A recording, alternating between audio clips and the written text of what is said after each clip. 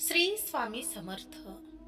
आपल्या विवेकास महत्त्व देणे आणि आपल्या कर्तव्याचे पालन करणे ह्या दोन उपायांमधून कोणत्याही एका उपायास दृढतेने कामात आणले तर शोक चिंता मिटून जाते.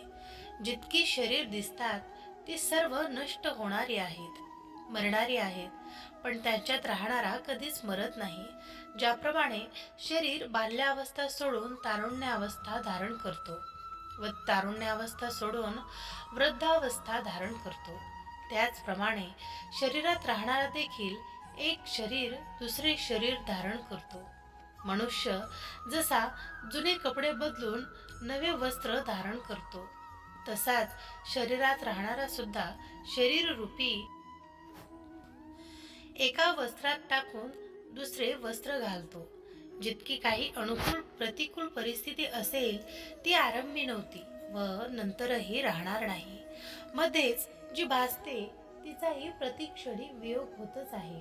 तात्पर्य, परिस्थिती ही येणारी जाणारी आहे, सदा राहणारी नाही. अशा प्रकारे स्पष्ट विवेक झाला तर चंचलता, खळबळ, शोक, चिंता राहत नाही.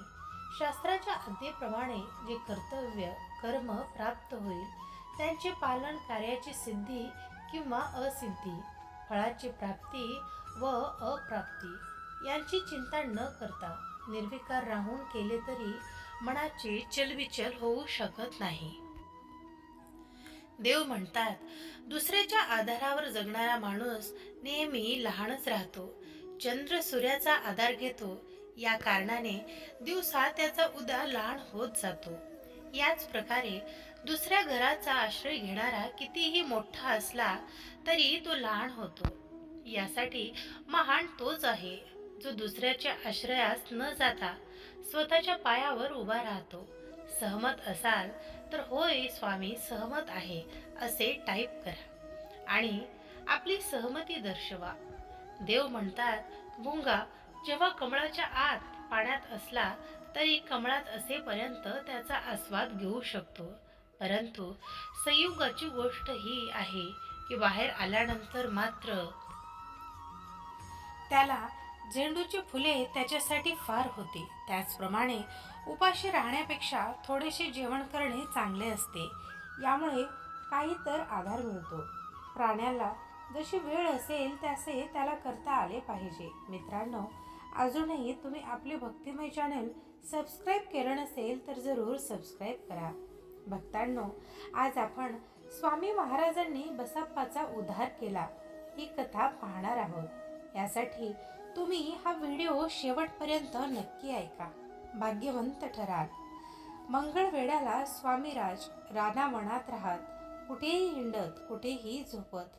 मंगळवेढ्यास बसप्पा तेली नावाचा एक इसम राहत होता.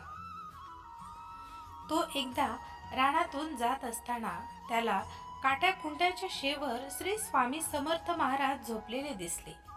बसप्पाला ते दृश्य बघून आश्चर्य वाटले. त्याने स्वामींना यापूर्वी कधीच बघितले नव्हते. तो मनात म्हणाला, कांठ्याच्या गादीवर झोपणे सोपे नाही. हे कोणीतरी अवतारी साधू दिसतात. काय बरे यांचे नाव असावे, कोण असतील हे बाबा, असे त्यांना खूप प्रश्न पडू लागले. त्यावर स्वामी समर्थ महाराज ओरडून म्हणाले, कुणीही असो, आम्ही कुणा काहीही नाव असो आमची, काय करायचे आहे तुला रिकाम्या पंचायत येऊन. ते ऐकून बसप्पा तेली मनात बसला. त्यांना नमस्कार करून तिथून त्यांनी काढता पाय घेतला. पण त्या घटनेपासून बसप्पाची श्री स्वामी समर्थांवर मनापासून भक्ती जडली. स्वामी जिथे जिथे जातील तिथे तिथे जाऊन तो स्वामींचे दर्शन घेऊ लागला, त्यांची सेवा करू लागला. बसप्पाची पत्नी मात्र त्यांची भक्ती पाहून चिडत असे. ती म्हणायची, घरात दारिद्र्य, मुलाबाळांना खायला नाही आणि तुम्ही फिरता त्या वेड्या साधूच्या मागे. त्यापेक्षा काहीतरी कामधंदा करून घरात पैसे आणा, संसार तरी सुखाचा होईल. आपण बसप्पाची स्वामी भक्ती आढळ होती. त्यांनी श्रद्धा अखंड ठेवली. एके दिवशी श्री स्वामी समर्थ बसप्पाला घेऊन रानात गेले. गर्दवनात त्यांना मोठे मोठे फिरताना दिसले. ते बघून बसाप्पा घाबरून गेले.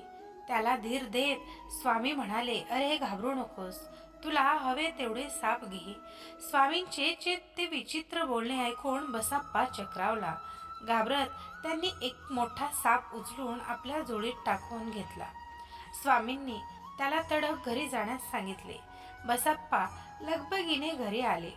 रानात घडलेली सर्व हकीकत त्यांनी आपल्या बायकोला आणि मुलांना सांगितली आणि झोळीतून साप बाहेर काढला. तो काय आश्चर्य, साप सोन्याचा झाला होता. सर्वांना नवल वाटले. श्री स्वामी समर्थ महाराजांच्या कृपेने बसाप्पाचे दारिद्र्य संपले होते. बसाप्पाने मग स्वामींची भक्ती करत सुखाने संस्कार केला. तुम्हाला हा स्वामी अनुभव आवडला असेल तर आता चॅनलला सबस्क्राईब करा, व्हिडिओला लाईक करा आणि गरजू व्यक्तींना हा व्हिडिओ नक्की शेअर करा. देव म्हणतात, कुणाशिवाय पुस्तक ज्ञानावरच भर देणारा प्राणी त्या स्त्रीसारखा असतो जी पतीशिवाय गर्भवती होते. पाय धुण्याचे पाणी संध्या केल्यानंतर उरलेले पाणी हे कुत्र्याच्या लघवीसारखे असते. त्यांचा उपयोग करणे चांगले नाही. याच प्रकारे नव्यादार हजामत दगडावर चंदन घासून लावणे, आपले तोंड पाण्यात पाडणे हे वाईट आहे. हे सर्व अशुभ आहे. आमंत्रणाशिवाय कोणाच्या घरी जाणे, विचारल्याशिवाय दान देणे, कोणाच्या दोघांच्या संभाषणामध्ये बोलणे हे वाईटच आहे. ही वाईट कामे आहेत. देव म्हणतात, गुणांची सर्व ठिकाणी पूजा होते, पण धनाची पूजा कोणी करत नाही. पौर्णिमेच्या चंद्राची पूजा सर्वजण करतात, परंतु द्वितीयाच्या चंद्राची पूजा केली जात नाही. जर कोणी गुणवान आहे तर सर्व लोक त्याची प्रशंसा करतात, पण आपल्यालाच आपल्या तोंडाने स्वतःची प्रशंसा करणाऱ्या व्यक्तीची कोणी मान देत नाही. गुण समजूतदारपणा प्राण्यांकडेच असतो. ज्यांच्याकडे असतो तोच तेजस्वी दिसतो. हिरे आणि मोत्याची किंमत कोण जाणते?